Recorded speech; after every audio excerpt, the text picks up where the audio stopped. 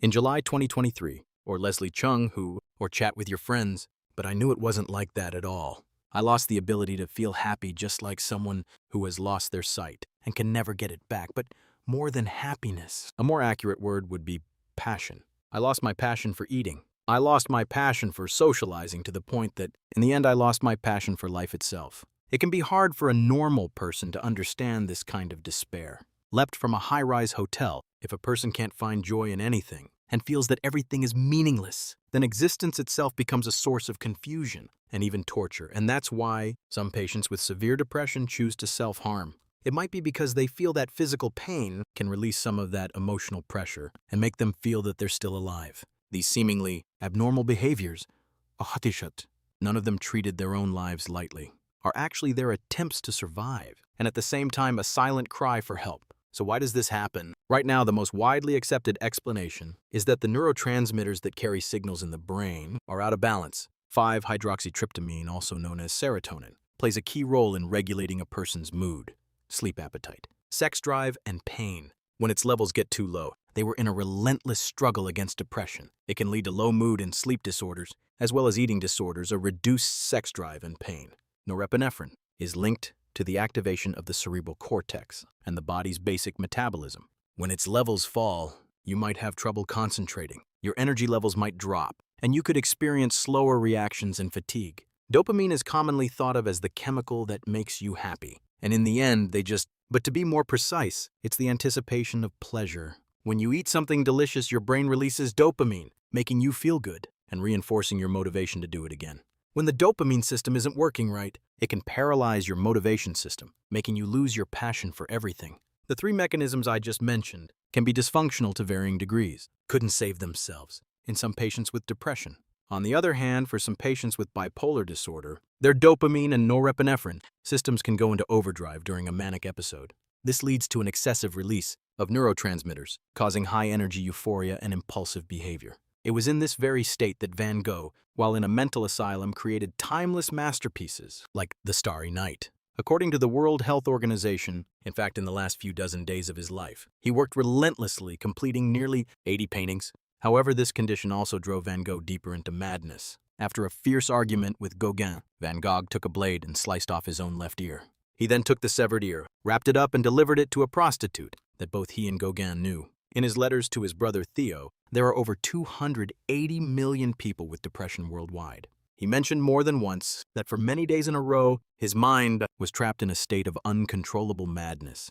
Inside the human brain, neurons form powerful pathways. The neurotransmitters we just talked about are like little mail carriers, shuttling back and forth along these pathways. Of those who die by suicide each year, around 50%, delivering all sorts of specific information. A normal brain receives feedback and constantly optimizes its pathways, pruning away the incorrect and inefficient ones. This ensures that information is transmitted accurately and efficiently. But in the brain of someone with bipolar disorder, this error correction process is disrupted. The patient's emotions and thoughts are like a car speeding down the road, with a broken GPS and malfunctioning traffic lights, which can lead to all sorts of abnormal thoughts and behaviors, can be diagnosed with a depressive disorder.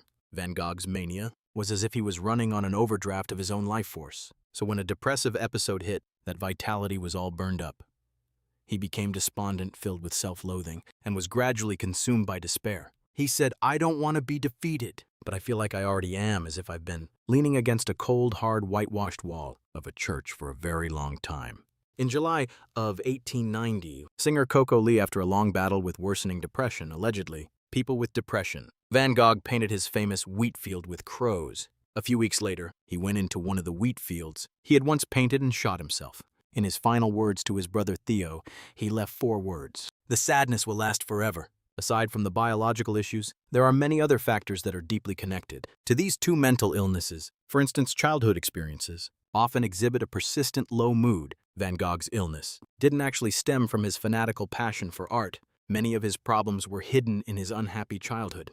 Van Gogh's older brother was stillborn. To commemorate their deceased son, his parents gave his brother's name to him, Vincent van Gogh. Throughout his childhood, it seemed as if his parents were constantly living in the pain of losing their first son, lose interest in everything, and the care they gave to Vincent was scarce. In order to win his parents' love, Van Gogh would constantly act out to get their attention.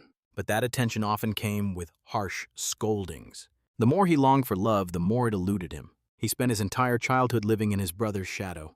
Then there's education. Van Gogh's father came from a very wealthy and prominent family. The men in his family, and lose the ability to feel joy, were either incredibly rich or highly renowned. But he alone ended up in a poor, remote village, working as a humble pastor. So Van Gogh's father placed all his hopes for reviving the family's fortunes onto his 6 children, constantly drilling into them the importance of standing out and chasing fame and fortune. If the children made even the slightest mistake, he would fly into a rage, saying they had brought shame upon the family name. Under this kind of high-pressure upbringing of the 6 children in the family, but if you notice them suddenly become euphoric, 4 of them went mad. Van Gogh's sister Will once told her doctor, "Why do we have mental illness? It's because while we were growing up, we were never taught how to endure and face life." In an adolescent's brain, the part that handles emotion, the limbic system, matures quite early, but the rational part of the brain, the prefrontal cortex, very talkative, active, and full of energy, hasn't finished developing yet. This is why many teenagers experience huge mood swings and find it very difficult to use reason to understand and manage their own emotions. At the same time, the education they receive during this period often focuses heavily on hard work, competition, and grades. How to get along with others, how to deal with conflicts, how to manage emotions, how to fit into groups and society. At its peak, it seems like no one ever taught us these things. Or to be precise, at least no one ever taught me. That's why adolescence also becomes a peak age for the onset of various mental illnesses. Besides teenagers, new mothers also need special attention. We once interviewed a mother who had graduated from the history department at Peking University and was suffering from postpartum depression. She said, "After my baby was born, whatever you do, don't breathe a sigh. I felt like the people around me didn't really..." No one cared about her, not even her parents. All they talked about was what was best for the baby. The baby has to sleep with mom. It's best to breastfeed and directly from the source. No one asked about her anxiety, her panic, her suffering. Every night, just as she'd fall asleep, the baby would start wailing and he was impossible to soothe. Looking at him, she just wanted to strangle him, of relief. Because most likely they haven't gotten better. She had no idea where such a horrifying thought was coming from. She even placed her hands on the baby's neck. That's when she finally realized that something was seriously wrong with her mentally. After going to the hospital, she was diagnosed with moderate depression and severe mania. Medication was recommended, but at the time, her family insisted that breastfeeding the baby was more important. Instead, it could be another, even more serious mental illness, and they were absolutely against her taking any medicine. She felt so incredibly wronged and alone, and the thought of just getting rid of the baby became more and more concrete. Thankfully, when her husband found out, he quit his job to come home to take care of the baby and be with her. He convinced all the elders to let her stop breastfeeding so she could take her medication, and encouraged her to go out and exercise. Slowly, she began to recover. After giving birth, a new mother's estrogen levels plummet. This can affect the synthesis and metabolism. Used a nail clipper in the bathroom to slowly sever bipolar disorder of neurotransmitters like serotonin, dopamine, and norepinephrine, leading to low moods. Secondly, in the period right after childbirth, a mother is more sensitive to signals, like a baby's crying and fussing at night, which can also lead to abnormal amygdala function, in turn triggering anxiety. According to statistics, about 50 to 80% of new mothers will experience simple depression, is also called unipolar depression, the postpartum blues, which usually resolves within 2 weeks. But if these emotional problems persist or get worse, you need to be on the lookout for the onset of postpartum depression. In China, the average incidence rate of postpartum depression is 14.7%. That's a pretty high rate, so parents and partners should pay special attention. The condition involving both depressive and manic to the new mother's emotional changes. Finally, like most illnesses, depression and bipolar disorder can also be passed down in families. The relatives of patients with depression, meaning their parents, children, and siblings, have a probability of developing depression that is higher than the general population by 2 to 10 times. And for the proband of bipolar disorder, episodes is called bipolar affective disorder, also known as that is the first person in a family to be diagnosed. Their relatives' risk of developing the illness is higher than the general population by more than 10 times. In summary, these two mental disorders are related to genetics, to certain physiological changes in the brain, to one's upbringing and environment, and to our overall physical and mental state. And these factors already cover every aspect of our lives. In other words, every single one of manic depression. Us could at some stage in our lives become part of the high-risk group, knowing how to spot the problem and intervene in time. for the treatment and alleviation of the condition is critically important. Leslie Chung's older sister Ophelia Chung recalled that in the beginning, Leslie would often ask her, "How can I be depressed? I have money, and so many people who adore me. How could I possibly be unhappy?" Throughout history, many famous figures have been confirmed or are suspected. He refused to admit he had depression and wouldn't even take the medication prescribed by his doctor. However, the cruel and yet fair thing about life is that even if you collect all the ingredients for happiness, what you summon might not necessarily be happiness. According to the International Classification of Diseases 11th revision, a single depressive episode is defined by meeting one or more of two core symptoms. 1, a persistent low mood for most of the day, lasting for more than 2 weeks. 2, a diminished interest in almost to have had it. A significant decrease in interest or pleasure in all activities, especially ones you used to enjoy. A marked loss of interest or pleasure. Second, you must meet 4 or more of the 8 additional criteria.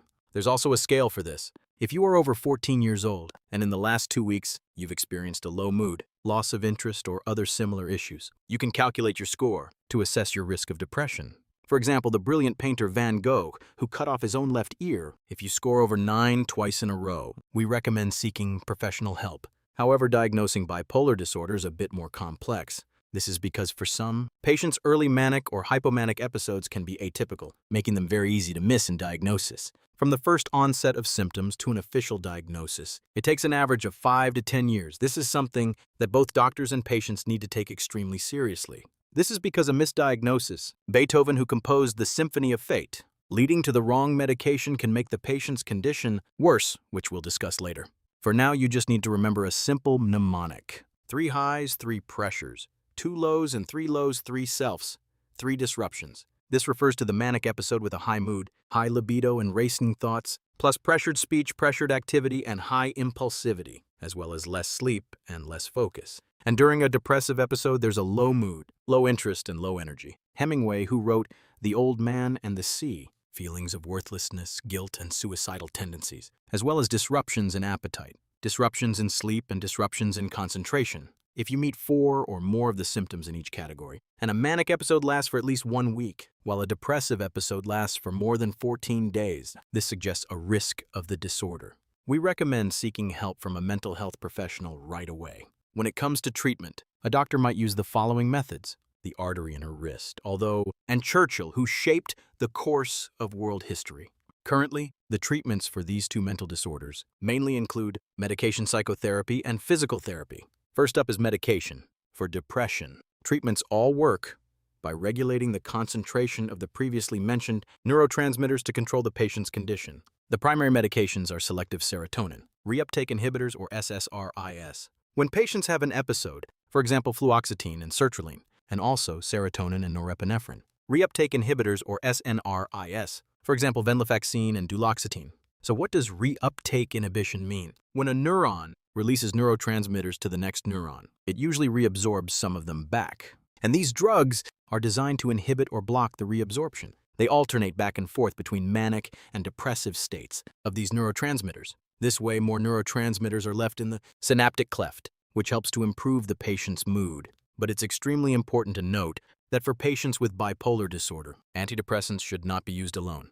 They are forbidden during a manic episode, which is easy to understand. At that point, increasing the concentration of serotonin and other neurotransmitters is basically suffering immensely, adding fuel to the fire. But using them to treat the depressive episodes of bipolar patients isn't highly recommended either, because it poses risks of worsening mood instability, triggering a switch to mania, and aggravating the course of the illness. The first-line treatment for bipolar disorder are mood stabilizers, including lithium salts, valproate, and lamotrigine.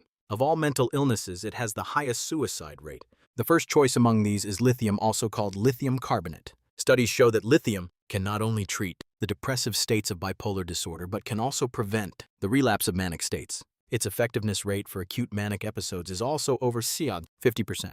At the same time, lithium is currently the only medication proven to significantly reduce the risk of suicide in patients with bipolar disorder. Models show. The good news is that for both depression and bipolar disorder, however, for long-term use, it's important to have regular checkups. Monitor your blood lithium levels regularly to avoid an overdose, which can cause lithium poisoning.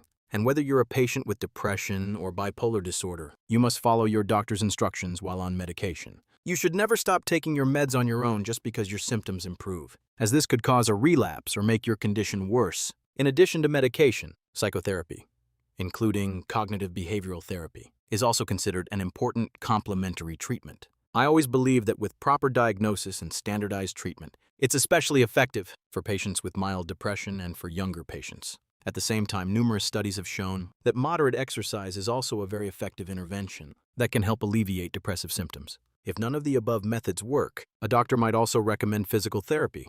A classic example of this is electroconvulsive therapy. Through a brief, controlled electrical current that stimulates the brain, it causes the patient we can help patients pull themselves out of this dark pit sooner, temporarily lose consciousness and have a full-body seizure. It's kind of like rebooting a computer, used to get psychiatric symptoms under control. Unlike that controversial internet addiction therapy from a certain Mr. Yang, real ECT is administered with anesthesia and muscle relaxants beforehand, which significantly lessens the patient's convulsions and reduces fear. Vital signs are also monitored throughout the entire procedure to ensure the patient's safety. Because it's so effective, ECT is also, the bad news is, called by many the last line of defense for patients with severe depression and bipolar disorder. If, and I'm just saying if, a suicidal thought ever crosses your mind and there's no one around you can turn to for help, please, you absolutely must call the Unified National Mental Health Support Hotline. 12356. There's no 4 in that number, unless they've dragged it out until they absolutely can't bear it anymore. That's because as long as you can get through, you will be okay. Multiple datasets show that if a first suicide attempt is successfully prevented, the risk of a second attempt drops significantly. Lastly, to borrow a line from a Mr. Chi, no matter what any of you encounter in the future, please don't give up on this world. Don't lose hope. All right, that's all the content for this episode. Her will to live returned, and she ran out of the bathroom crying for her mother's help. Very few patients receive proper treatment. If you thought this was interesting or if you found it helpful, please consider following us. That way you can learn even more about medicine. On one hand, it's because people have stereotypes about mental illness. They think patients are all supposed to be incoherent, raving mad, self-harming, and suicidal. But just being in a bad mood or feeling emotionally fragile, how can that be considered an illness? On the other hand, it's because patients with these kinds of illnesses, she ultimately succumbed to her injuries, have been stigmatized for centuries. Some unscrupulous people use the suicidal tendencies associated with depression and bipolar disorder as a tool to fish for sympathy and online traffic. The end result is that the illness of depression becomes the trend of depression. This causes the cries for help from people who genuinely need it to be drowned out. The most wicked villains in this world. Many media outlets use the phrase, "Aren't all criminals punished by the law?" Those who pretend to be weak, creating cracks in the foundation of human kindness, are in some ways even more evil, because they are cashing in on a nation's hard-earned goodwill. So we hope this video can help everyone understand what real depression and bipolar disorder are, including their symptoms, causes, took her own life when reporting this, high-risk groups, and methods for diagnosis, treatment, and coping. Only with more discussion, more attention, and more understanding can we have a chance to break the information gap and stigmatization surrounding mental illness. Of course, your likes and support are also the biggest motivation for us to continue updating our mental illness series. In April 2017, Lin Yihan, the author of Fang Xiqi's First Love Paradise, but whether it was San Mao who hanged herself or Hai Zi who lay on the train tracks, could no longer endure the torment of her depression. She died by suicide at home. Just the year before she took her own life, Lin Yihan had just gotten married, and she publicly revealed her struggle with depression at her wedding. It was my sophomore year of high school when my life coexisting with this illness began. Everyone tells you, oh, you should go listen to music. You should go hiking. Go clear your head.